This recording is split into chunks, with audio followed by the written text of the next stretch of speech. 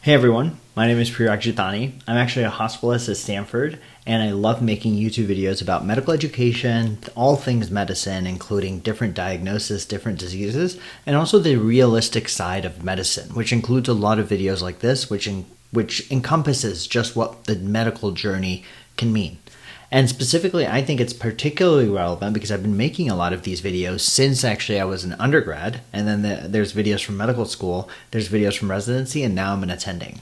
And as I reflect back on this, I think more and more about different personality traits that have worked well for me in medicine and some personality traits that have actually not worked well for me. Today, I'm going to go over 5 personality traits that can make you regret a career in medicine. I actually have at least 2 of these traits. So these are not necessarily sufficient to make you regret that career, but I will say I think parts of them can really eat at you alive.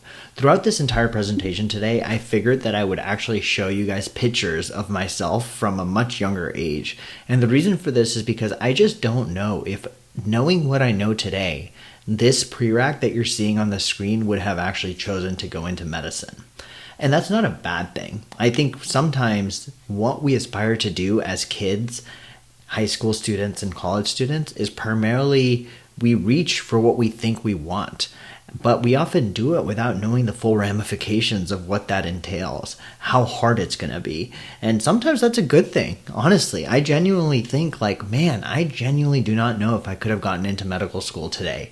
And the only reason I was able to is because I had this tenacity and a desire to do it at a younger age, which maybe now I'm just really worn down. With that being said, choosing medicine is not just a career decision. I think it really does shape your life because a big part of your 20s and 30s is spent in training. You're giving up a pretty large chunk of pivotal moments of your life doing this one thing, and the opportunity cost of that is quite high.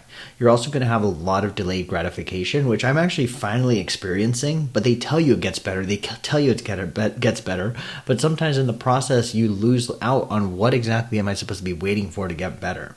And in the process, you realize that, hey, do I really want to do this? Because it does take a very, very long time. Even for me, it took me at least 10 years after undergrad to get my life together and actually be a full functioning attending. And I didn't even do fellowship. So just think about that. With that being said, these traits are not good traits or bad traits that I'm about to go over. Inherently, all I'm suggesting is that certain traits can be better fits for medicine, and certain traits are a little bit harder to deal with. However, you can learn, and that's the best part about medicine, and one of the best parts about learning in general is that you can get better at understanding that these traits impact me a bit more deeply, and they're not going to work well if I keep doing this because they will eat away at you. With that being said, let's get straight into it, and let's talk a bit about the first trait. The first trait is actually an obvious one, a low tolerance for delayed gratification. And I think we all know about the marshmallow test, right? They take little kids and they actually leave the kids and they say, hey, I'm going to put 1 marshmallow on this table, and by the time I come back, if you don't eat the marshmallow, I'll give you a second one. That's the earliest test of delayed gratification. And they actually have done a lot of experiments on this, and they've seen that individuals who often wait for that second marshmallow do oftentimes much better in life. So I think this inherently is something that is going to be tested for you in medicine. And I think if you want quick results and you're realizing that this is way longer than I thought it was going to be, trust me, take your exit point early, right? You can go to medical school and realize maybe you don't want to do residency. You can even go to residency and realize you can't do it anymore and drop out. People do that all the time. No part of that is a wrong thing. Just know that you have 4 years of medical school, 3 to 7 years of residency, a financial payoff that arrives really late. You probably won't pay off your loans for a while, and recognition that comes slowly. To become a full professor in medicine, if you really want to go the academic medicine route, can take upwards of 10 to 15 years after graduating residency, which means you're often 45 or 50 before you have a well-established career. And that's early. Okay, so with that being said, if you realize that, hey, this is just not my game, I'm not cut out for this. If you're not able to enjoy every day and realize you're working towards something that's probably not going to arrive for a few years, just kind of take a step back and evaluate if this is truly what you want to do. I, in retrospect, as I said, realized this way later, and in a way it benefited me. But now that I make real attending money, I'm realizing like, wow, having money or like thinking about what I need to do to be financially successful, I just neglected that for so long. And in a way, it worked to my benefit, but I don't actually know if I should have done that. And that is something that in retrospect, I wish I hadn't done. I wish I had thought about investing earlier. I wish I had learned about my Roth IRA. I wish I had learned about basic financial rules. But I'm learning about it now at 31, 32, when I could have learned it at 24, 25 with my first job. So that is something that I regret, but as I said, this does make it harder to be in medicine if you have this characteristic. The second one is a high need for control. And maybe people will get mad at me, but I think there are parts of medicine you can control, but there's a million parts of medicine that you cannot control. Even a surgeon who is the epitome of control, who controls every single cut he or she makes, they control every single precision, they control every single suture. But believe it or not, outside of the OR or even in the OR, there are things they cannot control. They cannot control if something will drop on the ground. They cannot control if the surgery is delayed because of X, Y, and Z reason. They cannot control if the patient happens to have an allergy to something.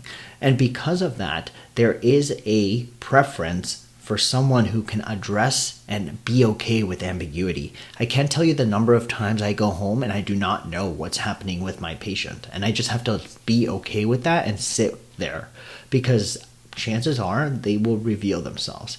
Diagnoses are often uncertain. Schedules are rarely fixed. There are days I leave and I think I'm going to be at the hospital for 10 hours and I come home in 3.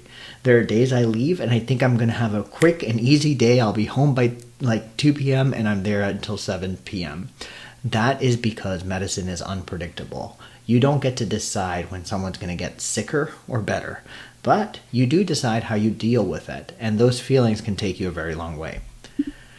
The third factor I want to talk about that can make it harder for you to be in medicine and can often bring up feelings of regret is when you have motivation driven by external validation. I am like this, so don't worry if you're like this. But it is actually very hard to be in medicine when you have this personality. And the reason for that is I grew up wanting to be praised. I grew up wanting to be like, wow, I want to be told I'm doing well. I want to be told that I'm getting the best grade possible. And that worked well in med school, that worked well in undergrad, but that does not work well in residency. And it definitely doesn't work well when you're a full-on attending, because there will, of course, people may say you're a good doctor. That's fine. But there's going to be times where you're going to feel like you're a crappy doctor. You're not going to get as much feedback. Sometimes people may actually tell you things that you don't want to hear. Patients may not appreciate you. And that's not because you might be doing a bad job. It might just be the nature of the situation. More importantly, you will be in a system that will make you feel like a failure. Healthcare in the States is very convoluted. It works well in a lot of ways, but it also does not work well in a lot of ways. And because of that, you are going to be working your ass off and still feel like you are not enough. And that external validation may not always be there. And when it's not there, have people around you to remind you why you did this, because that's what my wife does for me. That's what my mom does for me. That's what my dad does for me. So they're my external validation at this point, because I definitely don't, and I definitely can't rely on getting that in the hospital. The fourth one, again, this is another characteristic I have that chips away at me. And I don't know if any of you are watching The Pit, but they make a very big point about this in The Pit.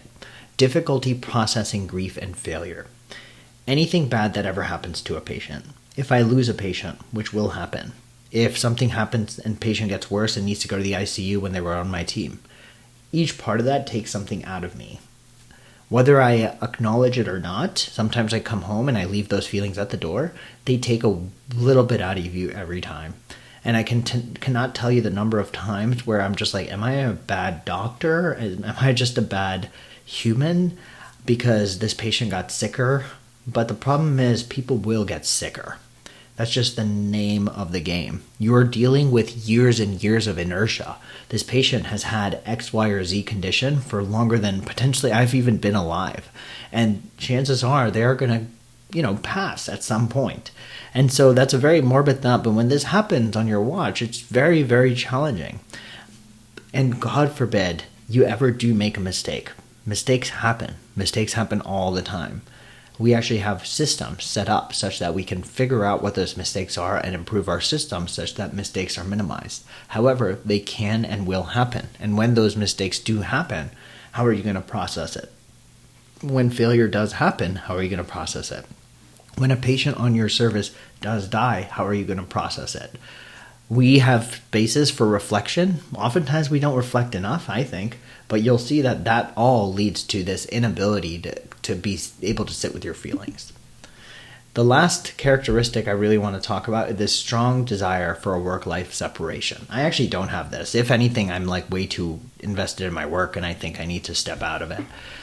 And people think you're going to have a perfect work-life delineation. Unfortunately, I hate to break it to you, even if you're a dermatologist, medicine is not a perfect work-life balance specialty. It's just not. Even if you're a dermatologist, even if you're a primary care doctor, even if you're an entirely outpatient physician and you think you have great work-life balance, patients need you. Even if it's something as small as a rash that you think is impacting you, when a patient has a concern, they might reach out to you at different times of the day. There might be nights, weekends, call. That's definitely going to happen in residency. But if you're an attending and maybe eventually you're in a specialty where that doesn't happen on weekends and it doesn't happen at night, you will still be getting those calls during the day. And you may actually take that home with you. You may have to write notes at home. And there is going to be spillover into I personally say there is spillover into my personal life. My wife knows all the time. Oftentimes I need to come home and finish up one or two things related to work. I think those are things I need to improve. However, if you have this strong desire, I can see it impacting your overall ability to be in the profession. There are some people who do a great job of it, but it takes a long time to develop, and it also takes a long time to realize like, hey, I'm going to draw a line here. And by drawing a line here, you may actually be giving up on certain other things, right? Like you may realize like, hey, by drawing this line here, I'm not aware of what's happening to my patients all the time. And maybe that's okay for some people, but for me, that's very tough because I kind of want to know what's going on all the time. So with that being said, you can still thrive with all of these traits. I told you already that I struggle specifically with number 4 and number 3. And I have realized that I'm just being aware of it. I'm picking a field where I can kind of address some of these things. And you need to have coping systems, whether that's your mom, your dad, or even your significant other. What I think actually predicts satisfaction in medicine is comfort with uncertainty, motivation that comes from within, emotional intelligence and endurance to realize what you're feeling and seeing to get a therapist, because I have one, and talking to someone about it, and a long-term mindset to realize like you are in this for the long haul. And if you do that, I think you'll be very, very happy.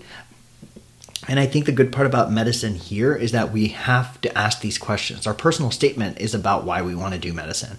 And if you're asking yourself these questions from an early time before you get into medical school and you stay true to those answers, I promise you, you will live a better life for it. So with that being said, I hope you enjoyed this video. The goal is never prestige. The goal is never to be the perfect person. It's about aligning yourself. I genuinely think medicine is the most incredible field. And even I can't predict what I'll be doing in 10, 15, 20 years. I hope I'll still be here taking care of patients. It makes me the happiest man in the world.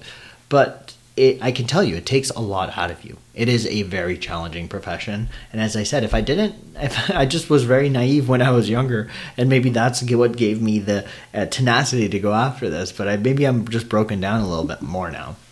So I hope you enjoyed this video. If you did, please subscribe. It means a lot to me. I have a lot of other videos, so please watch those as well. And I'll see you all in the next one. Peace.